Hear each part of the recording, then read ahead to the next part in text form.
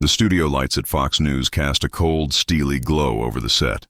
Backstage buzzed with a tense, hushed energy. Cables snaked across the floor, technicians adjusted microphones, and cameras stood like sentinels awaiting a high-stakes showdown.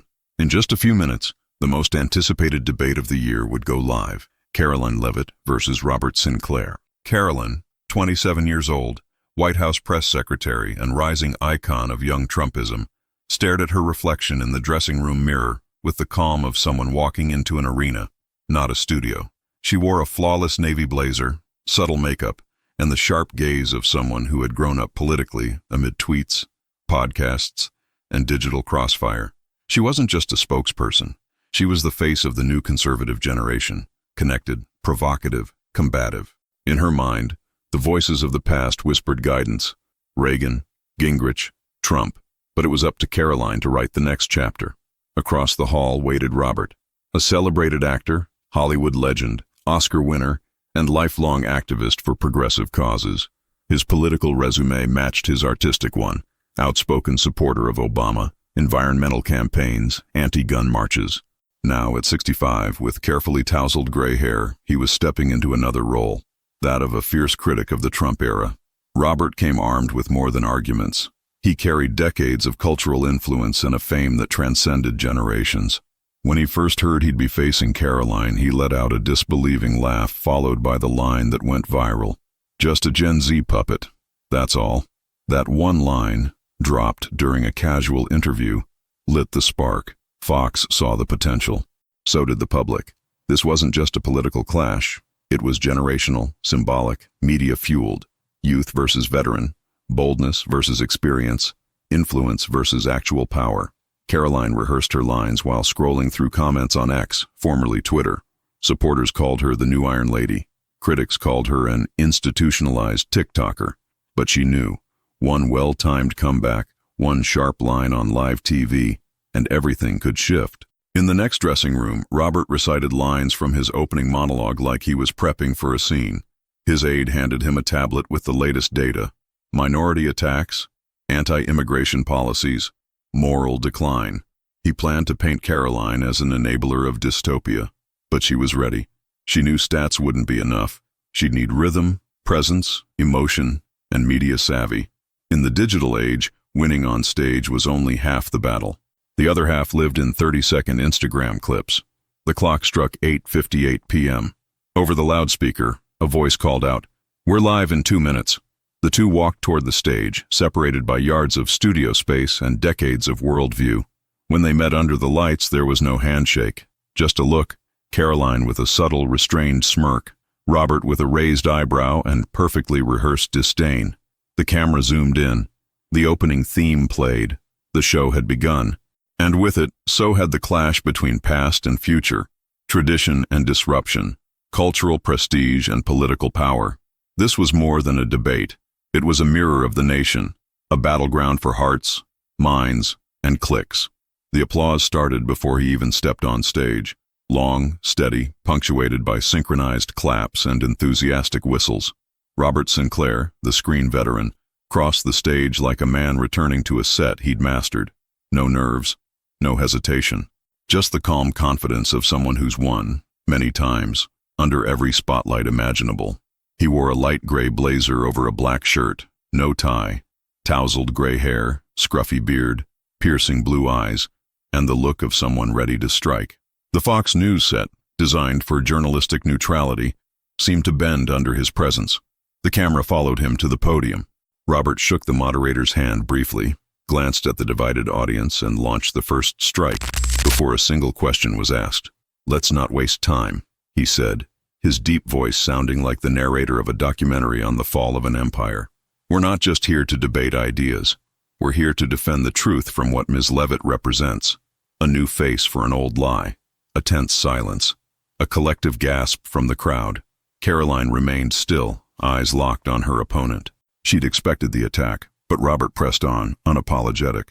Because when you appoint a 20-something as White House press secretary, it's not merit, it's marketing, it's calculation, it's distraction. She's the TikTok version of Trumpism. Some laughed, others applauded. The moderator tried to step in, but Robert raised his hand, owning the moment like a seasoned performer.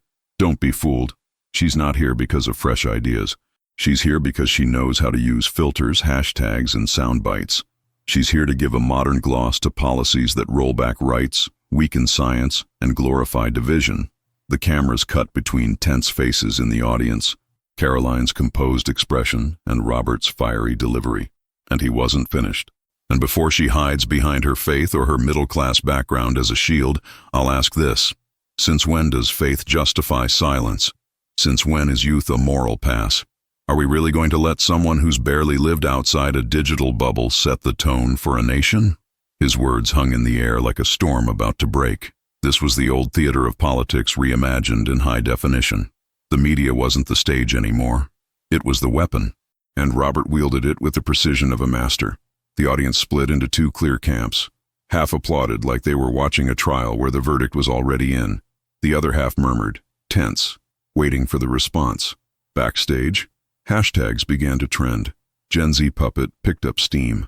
Clips of Robert's speech were already circulating on X, YouTube, and TikTok. The world was watching the first strike unfold in real time. Caroline, for now, said nothing. She hadn't struck back. Not yet. Her strategy was clear. Let Robert burn through his ammunition. But no one in that room missed what had just happened. Robert hadn't just criticized a political opponent.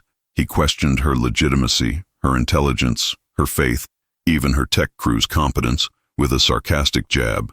At least tonight, her mic seems to be working. It wasn't just an attack on her argument. It was an attack on her identity. And on that stage, identity was everything. The silence that followed Robert's attack felt like it lasted an eternity. The frozen cameras trained on Caroline captured every micro-expression, the tension in her jaw, the slight press of her lips, her eyes locked, not on her opponent, but on the horizon of a plan she had crafted with surgical precision. Then she took a deep breath, leaned slightly toward the microphone, and spoke, with a calm that sliced through the air like a blade. Mr. Sinclair, I grew up watching your movies. You taught me about courage, about justice, about empathy, but none of your most arrogant characters ever came close to the performance you just delivered here. The audience reacted with a mix of laughter and surprise. It was her first strike, elegant, sharp, but Caroline wasn't finished. You speak about youth as if it's synonymous with ignorance.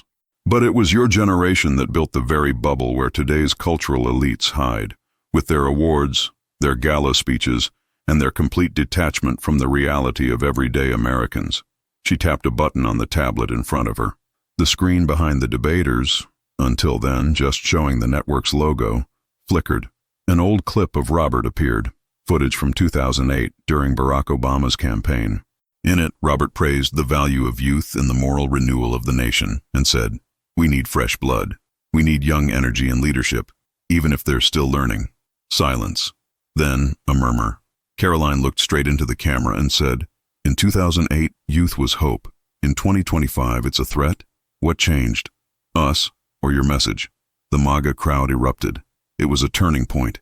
She hadn't just returned fire. She had flipped the narrative. She used Robert's own past against him.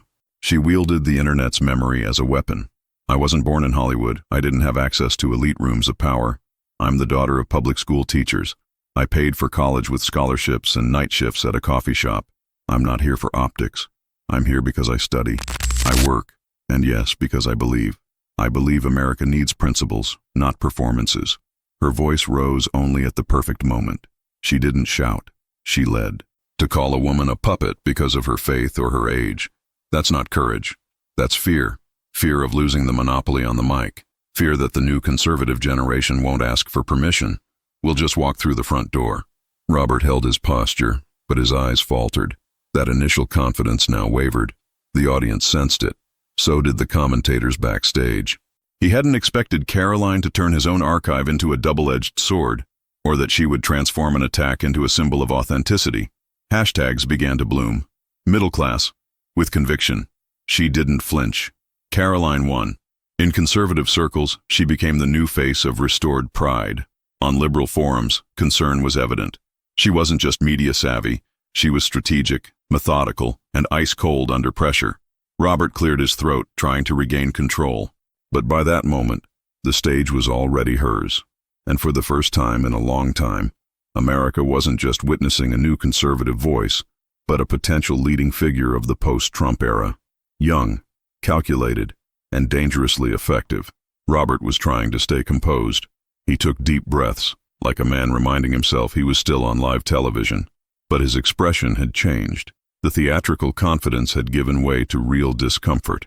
The young woman he had underestimated, the one he dismissed as a propaganda tool, had just flipped the script on national television. He returned to the microphone, his tone sharper now. "You're good, I'll give you that, well trained. But your speech is synthetic. It's scripted, designed to go viral, not to govern." Caroline didn't flinch. She gave a faint smirk, adjusted her mic, and replied with steady resolve. "And yours? Is it spontaneous? Or are you just reading yet another script like you've done your whole life?" The audience held its breath. This wasn't a debate anymore. It was a duel. And now, it was personal. Robert narrowed his eyes. He knew he had to pivot, fast. He went straight for emotional ammo. "Let's talk about legacy then, Caroline. Because with all my flaws, I've produced, I've built, I've employed. I've stood by real causes, beside victims, refugees, abandoned children. And you? Besides tweeting sound bites and parroting the lines of a former president accused of inciting an insurrection, what exactly have you done?" Caroline took a breath, but she didn't blink. "Mr. Sinclair, with all due respect, you produced movies. I help produce public policy. You deliver lines. I represent millions. The difference is, when I mess up, the country holds me accountable. When you mess up, you get a bad review on Rotten Tomatoes." Thunderous applause. The conservative crowd erupted. But Caroline wasn't finished. She went straight for the soft spot, Robert's public ego. "Yes, let's talk legacy. About your last production, publicly funded, that flopped at the box office and didn't even earn back half its budget. About the 3 social impact projects that promised scholarships and never delivered a single one. About the book on democracy, ghost-written, that you haven't even read all the way through." Robert tried to interrupt. "That's a low blow." But Caroline cut in, cold and precise. "No, that's the truth. The difference between you and me is that I own who I am. You live off your image. I live off responsibility." The tension on stage was palpable. The moderators hesitated, unsure whether to intervene or just let the showdown play out. But it was impossible to miss. Robert was losing ground. Every emotional jab he threw was met with calculated, composed, fact-driven counterattacks. "You called me an arrogant relic, didn't you?" Caroline echoed one of his earlier jabs. "Maybe you're right. Maybe you're the relic, not just of Hollywood's golden age, but of a time when powerful men could silence smart women with irony and smug sarcasm." The audience went silent. It was the most charged moment of the night. Robert, visibly shaken, looked down, touched his water glass, said nothing. The pause, though brief, said everything. Caroline knew. She had the upper hand now, not just in arguments, but in tempo, in emotional control, in the narrative that would be clipped, shared, and echoed across every corner of the internet. She didn't win by shouting. She won through control, through courage, through precision. The duel had escalated, and on this new level, Caroline wasn't just combative. She was strategic, unshaken, lethal. And in that moment, before millions of viewers, one thing became clear. The stage no longer belonged to a fading veteran. It belonged to the woman who dared to challenge him, and won. The debate was over, but the spectacle had just begun.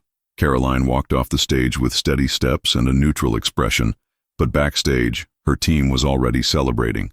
Phones in hand, notifications lighting up in real time. The first clip was already circulating. The exact moment she cut Robert off, voice steady and eyes locked. "Are you finished, Mr. Robert?" 30 seconds of video. One simple sentence. A clean cut. That was all it took.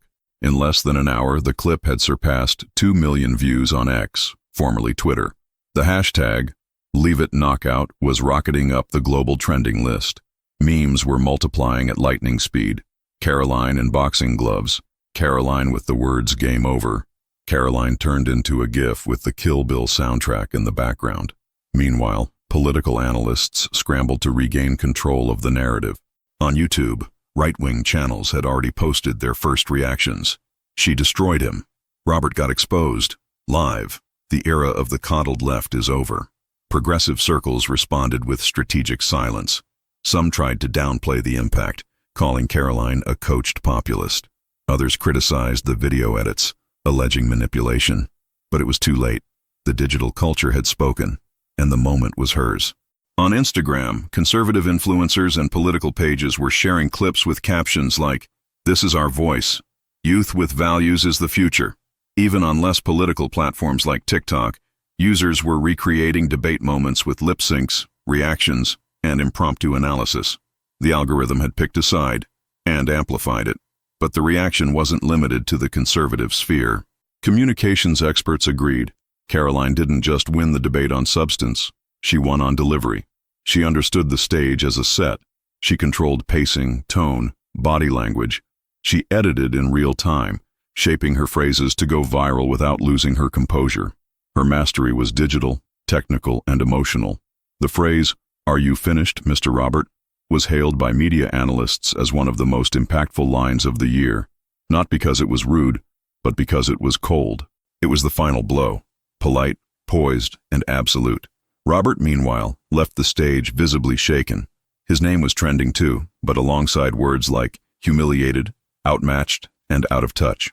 His team tried to respond with a formal statement blaming the sensationalist format and biased editing. But in the age of 15-second videos, excuses always come too late. In political backrooms, the impact was immediate. Republican strategists were already discussing how to capitalize. Conservative media outlets scrambled for exclusives.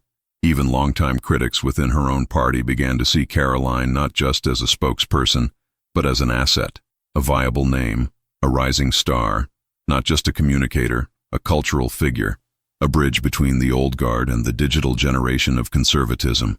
By the next morning, she would wake up to over 3 million new followers, invites to talk shows, podcasts, documentaries. Her inbox was overflowing, and online, the avalanche kept growing. Her victory wasn't declared by pundits or editorials.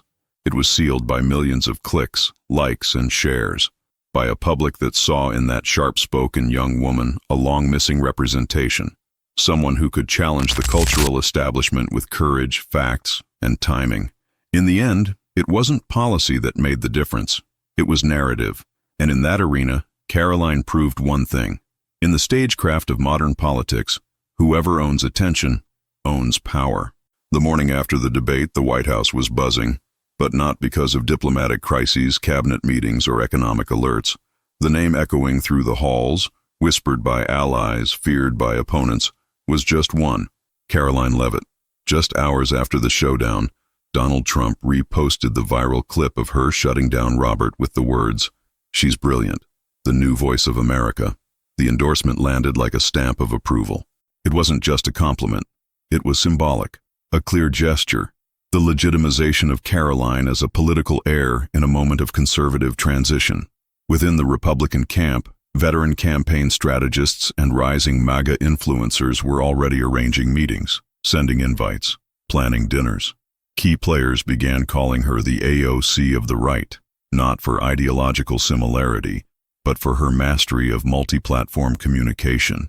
To her supporters, Caroline embodied a rare combination: young, articulate, principled, and loyal to the core of the Trump agenda. Her image merged institutional discipline with digital fluency, something few had achieved with real success. But like every victory in the public arena, hers came with backlash. Behind the scenes, Democratic operatives began circulating internal memos.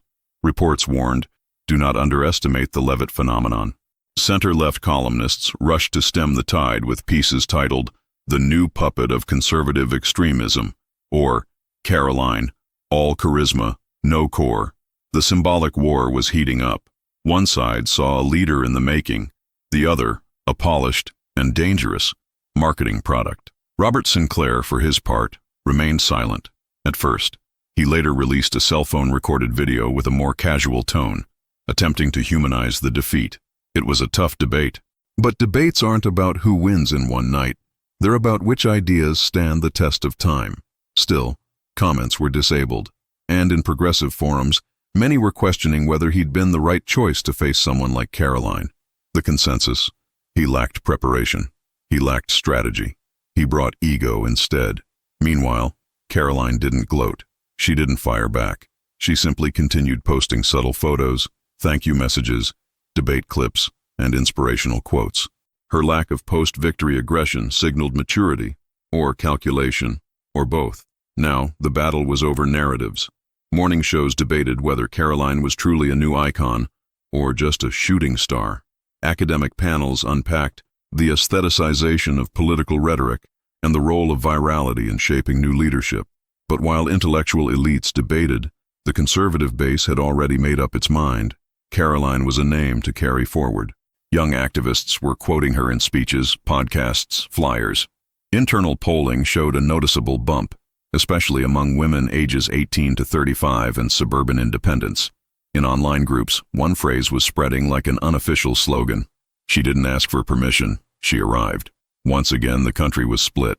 On one side, those who saw in her a bold renewal without ideological compromise. On the other, those who saw her as the most dangerous product of the digital age, a skilled communicator with a radical agenda. And amid it all, Caroline remained strategically silent. No grand declarations, no early promises. The narrative war was just beginning. Because in modern politics, the debate doesn't end when the mic turns off. It simply shifts arenas.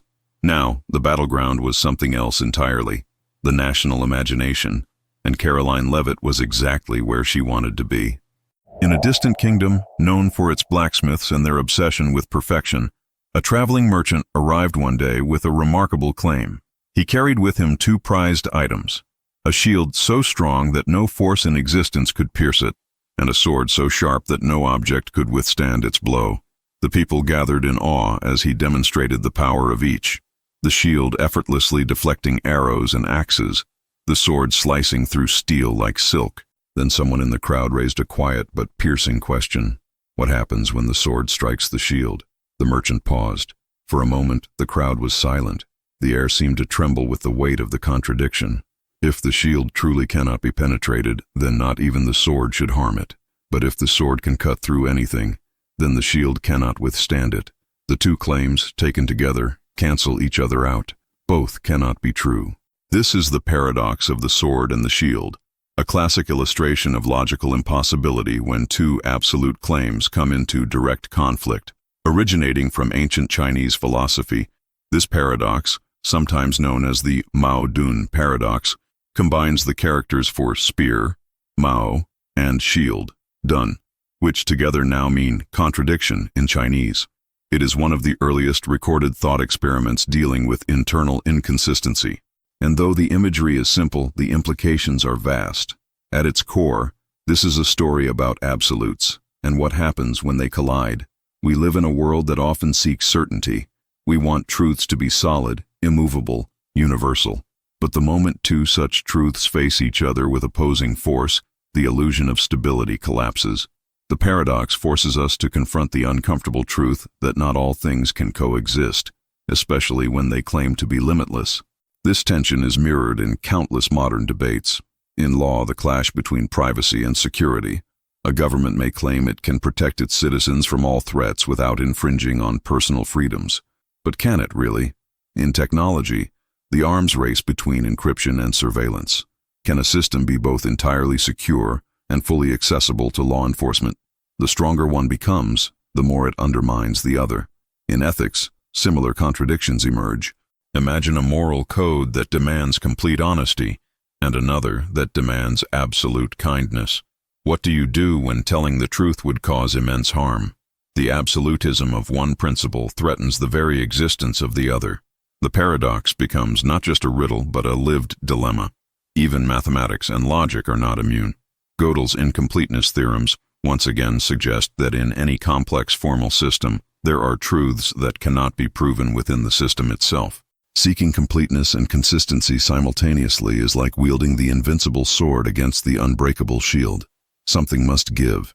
The paradox of the sword and the shield is not merely about fictional weapons. It is about the architecture of belief, the nature of power, and the limits of reason. It reminds us that claiming absolute power or truth is not just dangerous, it's logically unstable. Every claim of totality invites its contradiction, and yet, humans are drawn to absolutes. We want guarantees. We want perfect justice, perfect safety, perfect systems. But perfection, when pursued without nuance, eventually cuts itself. A sword that cuts everything cuts even its own wielder. A shield that blocks all may trap its bearer inside. Perhaps the true lesson of the paradox is not to avoid making strong claims, but to recognize their boundaries, to accept that strength is not defined by extremity, but by balance.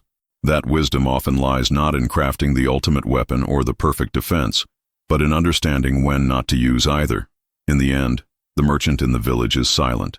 He packs up his sword and shield and leaves, the crowd left with no resolution, only the echo of a question that cannot be answered. Because some conflicts are not meant to be solved, only seen for what they reveal, the fragility of certainty and the power of contradiction. Pinocchio sits quietly before a mirror, his wooden eyes wide with curiosity and mischief. He studies his reflection for a moment, then tilts his head and says, almost playfully, "My nose will grow now." Nothing happens, at least not immediately, but in that moment, a logical storm is unleashed. Because if the statement is true, then his nose should grow, but his nose only grows when he lies. And if it grows, that would make his statement false. Yet if it's false, his nose should grow, which would make it true. This is the Pinocchio paradox, a modern, whimsical, and perplexing twist on one of the oldest logical knots in philosophy, the liar paradox. The classic version is simple. This sentence is false. If it's false, then it's true. If it's true, then it must be false. It loops endlessly, refusing to settle into either category, leaving logic suspended in midair. What makes the Pinocchio version uniquely interesting is its blend of fantasy and causality. Unlike the abstract liar sentence, this one has a direct physical consequence: Pinocchio's nose growing. His statement, "My nose will grow now," is a prediction that affects reality. But because his nose grows only when he lies, the truth of his statement affects the outcome, and the outcome changes the truth of the statement. It's a circular system, a self-referential trap. At the heart of this paradox lies one of the most persistent puzzles in logic. What happens when language turns back on itself? Self-reference, though seemingly harmless, can cause even the most elegant logical structures to crumble. The sentence, "I am lying," cannot be labeled as simply true or false. It creates a loop where each possible answer negates itself. The Pinocchio version adds an extra layer by tying this logical loop to an observable effect in the world. This interplay between language and causality has been studied in philosophy for centuries.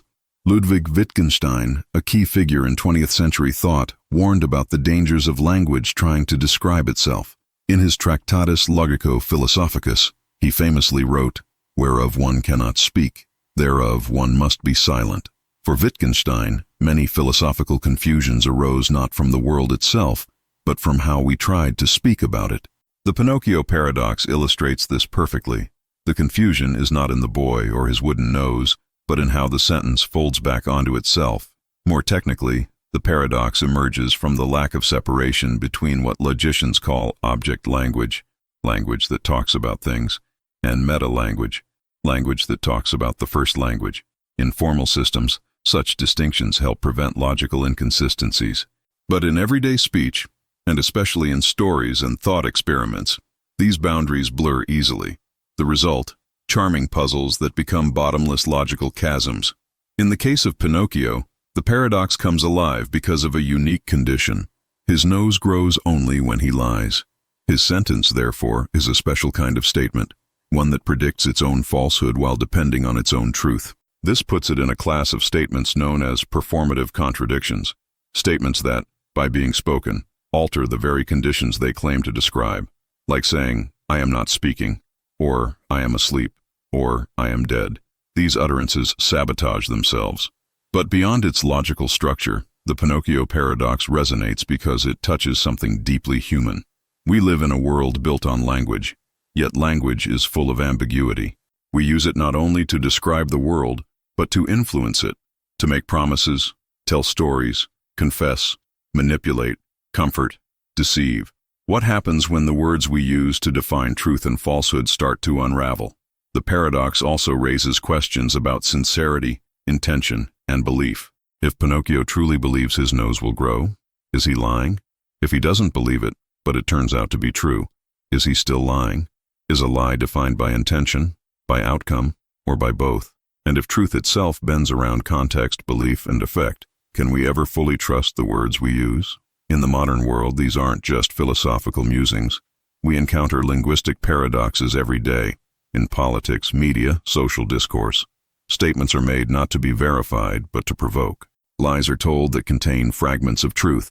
Truths are twisted until they resemble lies. Our relationship with language is more complex than ever, and the Pinocchio paradox, in its simplicity, reveals that complexity with disarming clarity. Even in artificial intelligence, paradoxes like these matter. How can a machine programmed to evaluate statements as true or false handle self-referential loops? What happens when a system is asked to determine whether its own answer is valid? In computing, such problems often result in errors or infinite loops, a digital version of Pinocchio's nose growing forever.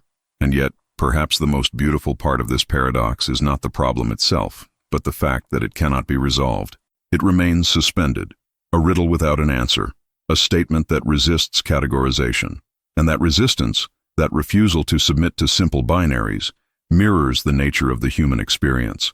We are full of contradictions, self-deceptions, and complexities that logic alone cannot unravel. In the end, Pinocchio doesn't need his nose to grow or stay the same to reveal the truth. The truth is already there, in the paradox itself. A boy made of wood asks a question no real child ever could, and in doing so reminds us that language, like life, is often messier than we imagine. Words can be sharp, slippery, playful, dangerous. They can make noses grow, or make meaning vanish. So when he says, "My nose will grow now," he is not just speaking. He is performing a philosophical experiment. He is reminding us that even in a fairy tale, logic can twist into poetry, and that some truths are best left unresolved. In a crowded courtroom, two lawyers stand on opposite sides of a high-stakes trial. Both claim to have statistics on their side. One presents numbers showing that a new treatment works better for men and for women. The other counters with aggregate data proving that the same treatment is actually less effective overall. The judge frowns. The jury murmurs. How can both be right? How can the parts contradict the whole? This is Simpson's paradox, a statistical illusion so subtle yet so powerful that it can turn our understanding upside down. It reveals how the same data, when grouped differently, can lead to opposite conclusions. It's not a trick of numbers, but a trap in the way we interpret them. At its core, Simpson's paradox shows that trends present in several groups can disappear, or even reverse, when the data are combined. The implications are vast, especially in fields that rely heavily on statistical evidence: medicine, economics, social sciences, public policy. It's a paradox that warns us, numbers do not speak for themselves. How we choose to group, compare, and interpret them matters just as much as the numbers themselves. Consider a simple example. A university is accused of gender bias in its graduate admissions. When the data is broken down by department, it shows that women have higher acceptance rates than men in most departments. But when all the data is aggregated, it appears that women are being accepted at a lower rate overall. How is that possible? The answer lies in the hidden variable, department choice. Suppose women tend to apply to departments that are more competitive, with lower acceptance rates overall, while men apply more often to departments with higher acceptance rates. This difference in application patterns distorts the overall numbers. Individually, there is no bias, but when the numbers are pooled, a misleading pattern emerges. This phenomenon was first described by British statistician Edward H. Simpson in 1951, though similar ideas had been discussed earlier.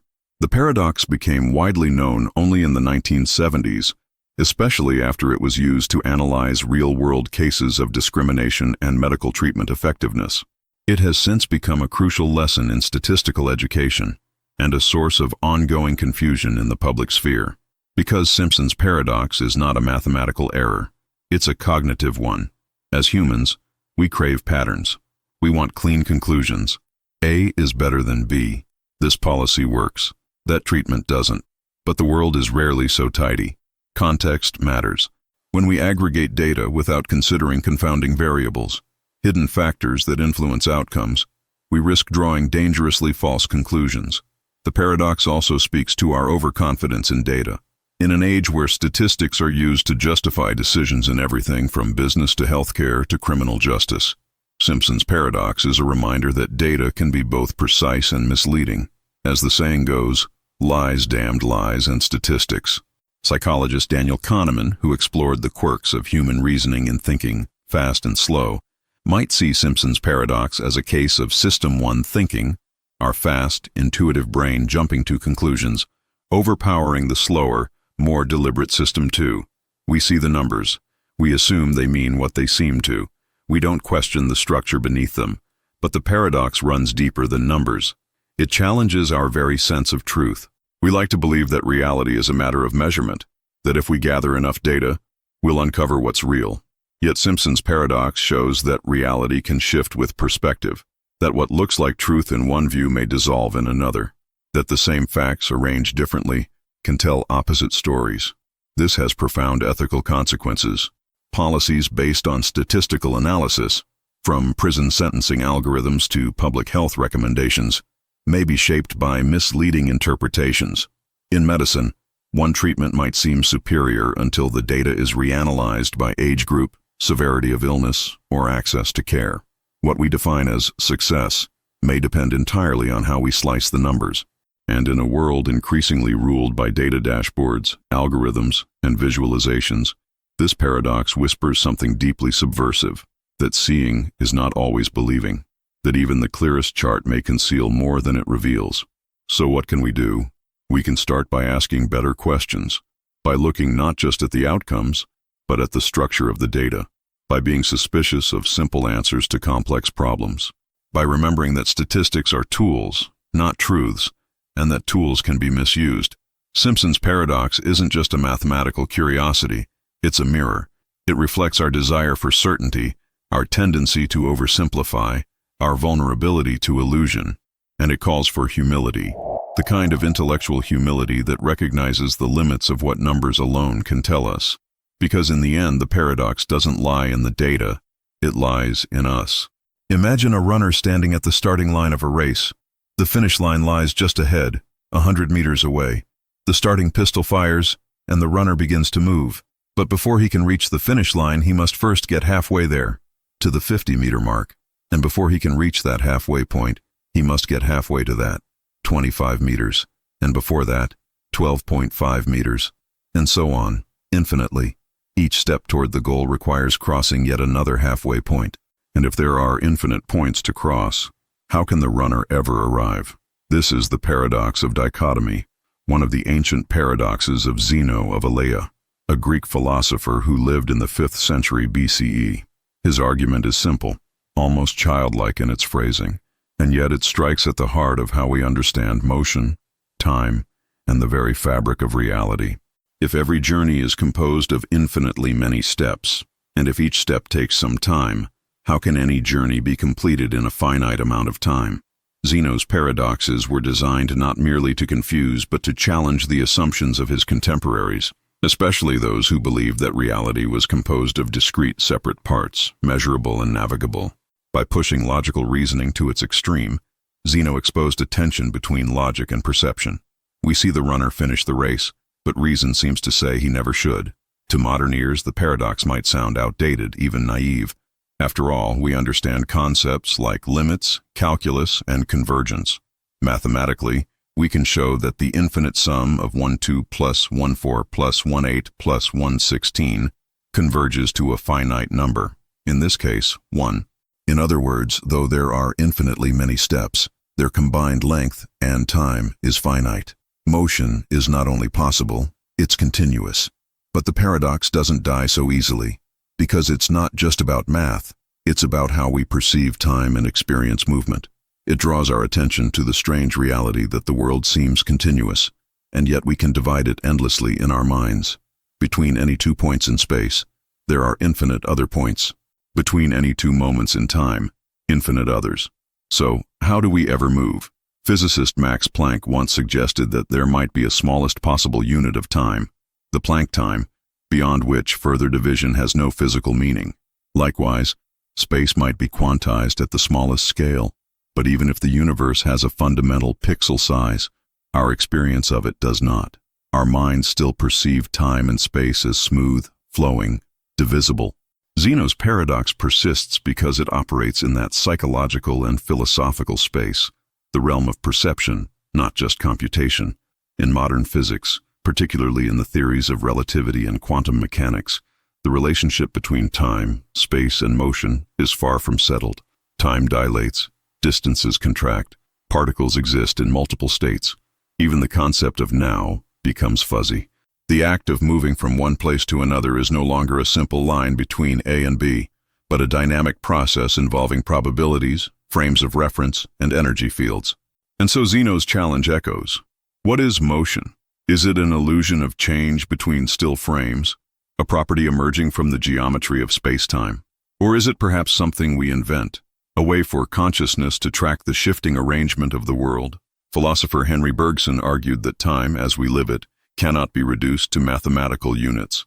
He distinguished between measured time, the mechanical ticking of clocks, and lived time, or durée, the inner experience of duration. For Bergson, Zeno's paradox didn't reveal a flaw in motion, but a flaw in the way we think about motion, by breaking it into static parts that never truly reflect the fluid whole. In that light, the runner in Zeno's paradox is not trapped by logic, but by a perspective that tries to reduce flow into stillness. The infinite steps are not real hurdles, but illusions born of analysis. The moment we stop slicing reality into fractions and simply run, the paradox dissolves, but it leaves behind a trace, a philosophical afterimage. It makes us question the reliability of what we see. It reminds us that perception and reason do not always align, that the infinite might live quietly inside the finite. And perhaps in that sense Zeno was right, not because motion is impossible, but because it is stranger than we think. Each step we take is not just a move through space, but a negotiation with time, with continuity, with the idea of infinity pressing softly beneath every moment. The runner reaches the finish line, just as we always knew he would. But the question remains in the air, like the echo of a footstep that divides itself endlessly before falling. How did he ever get there? Rain falls gently over an old city where time seems to stretch like a tired clock. A man walks alone through the misty streets, carrying in his pocket something heavier than gold, the power to go back in time. In his mind, a single thought repeats like a chant, to prevent his grandfather from ever meeting the woman who would one day become his grandmother. If he succeeds, he will erase an entire lineage, including himself. This is the grandfather paradox, one of the most famous and troubling dilemmas in the philosophy of time travel. It confronts two fundamental human impulses, the desire to change the past and the logical necessity of consistency. At its core lies a contradiction so elegant, yet so devastating, that it shakes the very idea of causality. The scenario is simple. Imagine you travel back in time and kill your grandfather before your father or mother is born. If your grandfather dies, then your parent is never born. If your parent is never born, then neither are you. But if you were never born, you could never have gone back to kill your grandfather in the first place, which means your grandfather lives, and the cycle starts again, a loop of logic that eats its own tail. This is not merely a clever narrative puzzle, though it has fueled countless science fiction stories, from The Terminator to Back to the Future. The grandfather paradox is a direct confrontation between temporal manipulation and logical consistency. It presents a scenario where, in effect, your time travel and action nullifies its own cause, your existence, creating a self-destructing loop. In physics, particularly Einstein's theory of general relativity, time is treated as a dimension, like space. The equations allow, under certain conditions, for the possibility of closed time-like curves, paths through the fabric of space-time that loop back on themselves. In theory, these curves would permit time travel into the past. Physicist Kurt Gödel even discovered solutions to Einstein's equations where such curves could exist. But in practice, most scientists believe that reality has built-in safeguards to prevent such paradoxes from occurring. Stephen Hawking proposed the chronology protection conjecture, a hypothesis suggesting that unknown physical laws would prevent time paradoxes from arising. In other words, the universe would protect its own timeline, preventing anyone from altering the past in ways that would break the chain of cause and effect. Another proposed solution is the many worlds interpretation. According to this theory, if you go back in time and kill your grandfather, you don't alter your own past. Instead, you create a new parallel timeline, a branching universe where your grandfather is dead and you will never exist. Meanwhile, your original timeline remains intact. It's a graceful escape from the paradox, though it requires accepting an infinite multiverse that we have no current way to observe or test. But what if there are no parallel worlds? What if time is a single continuous thread, and everything that has happened must have happened exactly as it did? In that case, the grandfather paradox suggests that certain actions in the past would simply be impossible. The universe and its consistency would find ways to prevent contradictions. Your gun might jam. You might be arrested before pulling the trigger. You might discover that the man you believed was your grandfather wasn't. Destiny would always intervene. This deterministic view holds that history is fixed, and while we might visit the past, we cannot rewrite it. Yet this clashes with another idea we hold dear: free will. The belief that we can make choices, real, meaningful choices, including the decision to change what once was. The grandfather paradox forces us to confront that belief. Are our actions truly free, or are they confined by the logic of time? Perhaps the paradox isn't really about murder, or time machines, or grandparents. Perhaps it's about our deep yearning to heal what's behind us, to correct the injustices, the regrets, the traumas that shaped us, the wish to undo certain moments in our personal history, to pull out a thread and watch the fabric of consequence unravel. But time does not work like that. It isn't a book where we can tear out pages without tearing the story. It is a continuous weave, each moment tangled with the next, forming the pattern of who we are.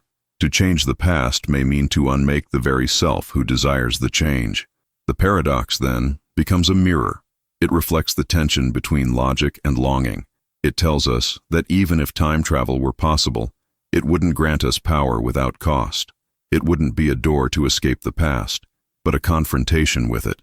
And so, the man in the rain hesitates. He stands before the door of the house where his grandfather lives. His hand trembles, because deep down he knows to alter the past is not just dangerous, it is logically unstable, like cutting the branch you're standing on. The rain keeps falling. Time holds its breath. And the paradox remains, not as a barrier to science fiction, but as a question we ask ourselves again and again. If I could go back, should I? And if I did, would I still be me? In the end, perhaps the grandfather paradox doesn't block the path. It simply warns us that some roads circle back, endlessly, to the point where the question began.